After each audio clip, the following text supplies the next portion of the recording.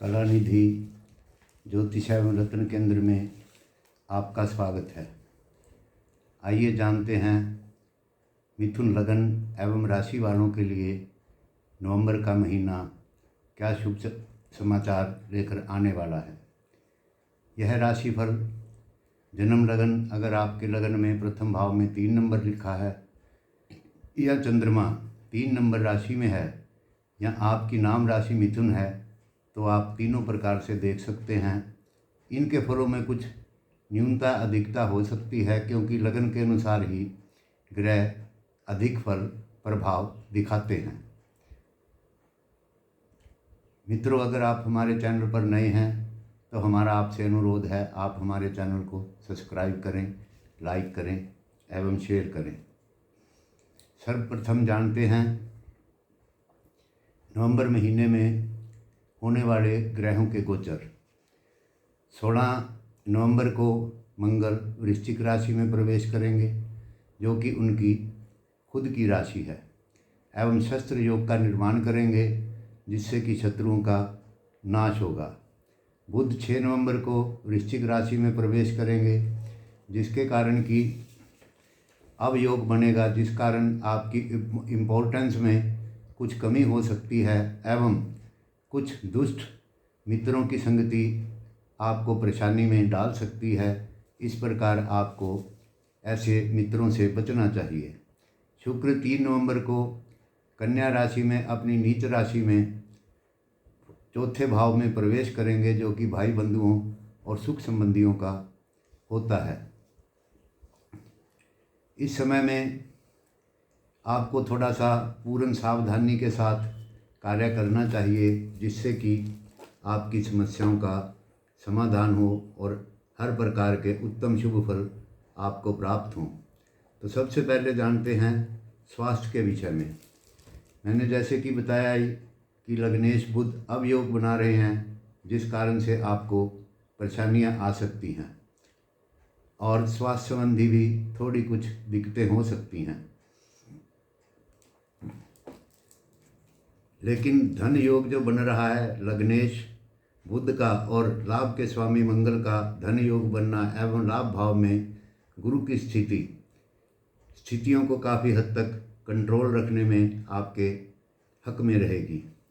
इस महीने में छठे भाव में सूर्य होने से आपको जीवन के अंदर कुछ अतिरिक्त ऊर्जा प्राप्त होगी जिस कारण आप गंभीर वेदनाओं से मुक्त रहेंगे। अचानक से होने वाले रोगों से आपका बचाव होगा। इस छोटी अवधि में बड़ी बीमारियां काफ़ी हद तक आपसे दूर रहेंगी।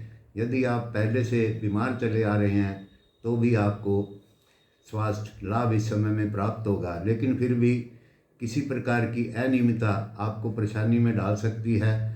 उससे आप अनदेखा ना करें और तुरंत उपचार कराएं।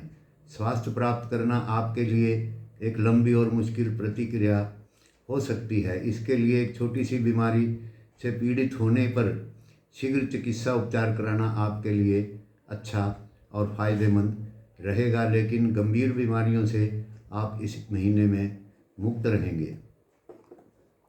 धन संबंधी इस महीने में धन योग बन रहा है। लग्नेश और एकादश भाव के स्वामी का मिलन जो है धन लाभ कराता है। तो धन तो आता रहेगा लेकिन व्यय भी होगा। इसके लिए आपको थोड़ा सतर्क रहना पड़ेगा। इस समय की प्रतिकूल अवस्था में आपको किसी मुकदमेबाजी या विवाद से दूर रहना चाहिए क्योंकि परिणाम आपके विपरीत जा सकते हैं। इस समय में आपको निर्णयों को स्थगित करने में ही लाभ रहेगा। सरकारी विभागों के साथ व्यवहार करना आपके लिए विभिन्न समस्याओं से भरा हो सकता है, जहाँ तक कि आपको इसमें कुछ नुकसान उठाना पड़ सकता है। कुछ अनैतिक बुद्धि के लोग आपके साथ कार्य करने को उत्सुक रहेंगे और उससे आपको बचाव करना होगा क्योंकि स्थितियाँ आपके अनुकूल नहीं हैं। धन भाव धन के लिए आपको पूर्ण रूप से एहतियात बरतना होगा क्योंकि आपको इस समय में कोई भी लापरवाही का कार्य आपको हानि दे सकता है। विद्यार्थियों के लिए इस समय में उत्तम योग बने हुए हैं और उन्हें पूर्ण सफलता प्राप्त हो सकती है। इस समय में शिक्षा प्राप्त करने के में आपको भरपूर सहयोग मिलेगा। समय आपके अनुकूल बना हुआ है। टेक्निकल आदि विभागों में शिक्षा ग्रहण करने वाले विद्यार्थियों के लिए भी समय बहुत अनुकूल बना हुआ है। आपको अपनी प्रतिभा दिखाने का इस समय में पूरा अवसर प्राप्त होगा, जिससे कि आप अपना पूरा लाभ उठा सकते हैं। अपनी कला को प्रदर्शित करने के इस अवसरों से आप बहुत प्रकार के लाभ ले सकते हैं। आपको सफलता प्राप्त होगी। इसके अतिरिक्त इस महीने में कला क्षेत्र के छात्रों के लिए ग्रहों की अनुकूल स्थिति बनी हुई है। परिस्थितियों में आप अपना हुनर दिखाकर अपना नाम कमा सकते हैं और तेजी से अपने कार्य को पूर्ण कर सकते हैं। आप अपने लक्ष्य को प्राप्त करने में सफल रहेंगे। प्रयासों पर दृढ़ रहकर आपको विशेष सफलता प्राप्त होगी।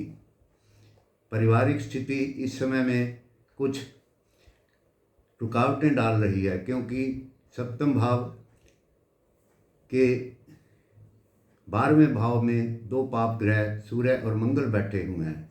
लेकिन सूर्य की छठे भाव में स्थिति होने से अगर आपने पुलिस या किसी चिकित्सा क्षेत्र में जॉब के लिए अप्लाई किया हुआ है तो आपको सफलता मिलेगी।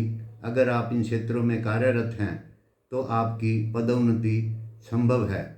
इस समय आवश्यकता है कि आप अपना मार्ग खुला रखें, जिसके परिणाम स्वरूप आपके परिवार के बड़े बुजुर्गों के बीच किसी प्रकार का विवाद या मतभेद ना पैदा हो। इसके अतिरिक्त व्यय के अनियंत्रण होने के कारण भी कुछ परेशानियां बढ़ सकती हैं, क्योंकि 12वें भाव पे दो पाप ग्रहों की दृष्टि पड़ी हुई है।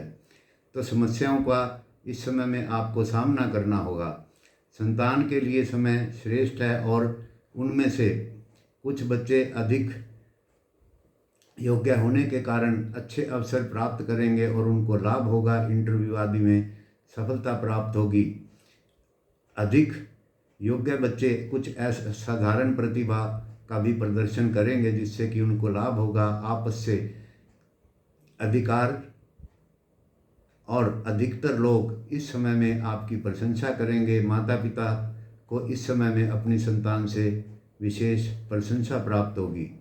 अगर आप कोई यात्रा करने वाले हैं तो लंबी यात्राओं से आपको थोड़ा संघर्ष करना पड़ सकता है। संघर्ष के बाद सफलता प्राप्त होगी, क्योंकि भाग्य के स्वामी शनि भाग्य भाव में बैठे हुए हैं, जिस वजह से यात्राओं में सफलता मिलती है। लेकिन मंगल की चौथी दृष्टि होने से उसमें कुछ संघर्ष की स्थिति पैदा हो जाती है, इसलिए आपको थोड़ी सावधानी करनी चाहिए। नौकरी के कार्यों के लिए बड़े पैमाने पर यात्रा करना इस समय अच्छा साबित नहीं हो सकता। ऐसे में आपको ज़्यादातर व्यापारिक उद्देश्यों को पूरा करने के लिए कम से कम यात्रा करनी चाहिए। इसके बाद ही आप अपने प्रयासों में सफल हो सकते हैं। इसके अतिरिक्त विदेश अगर आप जाना चाहते हैं तो दोनों की सफलता इसी वजह से थोड़ी कम है, क्योंकि वह भाव के स्वामी शुक्र भी नीच में गए हुए हैं, तो इसलिए आपको थोड़ा सा स्थगित करना चाहिए। लेकिन पर्यटन आदि विषयों के लिए की गई यात्रा भी आपको कुछ सुख की कमी कर सकती है, अतः संभव हो तो यात्राओं को आपको स्थगित करना चाहिए। अब जानते हैं व्यवसाय के क्षेत्र में 10वें भाव के स्वामी गुरु लाभ भाव में विराजमान हैं, लेकिन शनि की तीसरी दृष्टि उनके ऊपर होने से कुछ संघर्ष की स्थिति उत्पन्न होती है। इसलिए आपको सावधानी से अपना व्यवसाय चलाना चाहिए। इस समय आपको जो भी प्रपोजल मिले उसको आपको सोच समझकर विचार कर करना चाहिए। पूर्व दिशा में यात्रा करना आपके लिए लाभकारी होगा। अपने सीनियर के साथ आपका व्यवहार अच्छा होना चाहिए, वरना गंभीर मतभेद पैदा हो सकते हैं। समस्याओं का समाधान करना होगा और आपको दृढ़ता से कार्य इस समय में करना होगा। काम में कुछ जटिल समस्याएं उत्पन्न हो सकती हैं, लेकिन आप अपनी बुद्धिमत्ता से, अपने हुनर से उस स्थिति से निपट सकते हैं। तो मित्रों, ये है मिथुन लग्न एवं राशि वालों के लिए नवंबर 2023 का मासिक फलादेश। उपाय के तौर पे मंगलवार के दिन आपको हनुमान जी का प्रसाद बांटना चाहिए। संभव हो तो सुंदरकांड का पाठ करें या ओम भम भौमाय नमः मंत्र का 108 प्रतिदिन जाप करें, जिससे कि आपको अधिक संघर्ष न करना पड़े। शुक्रवार के दिन लक्ष्मी जी की किसी भी प्रकार से आप जैसा सरल हो उपासना करें, उससे आपको खर्चों में कमी आएगी एवं आपके घर में सुख समृद्धि की वृद्धि होगी, क्योंकि सुख स्थान के स्वामी बुध भी छठे भाव में गए हुए हैं और 2 पाप ग्रहों के प्रभाव में हैं। इसलिए कुछ समस्याओं का आपको सामना करना पड़ सकता है। तो मित्रों, ये है मिथुन लग्न राशि वालों के लिए नवंबर 2023 का मासिक फलादेश।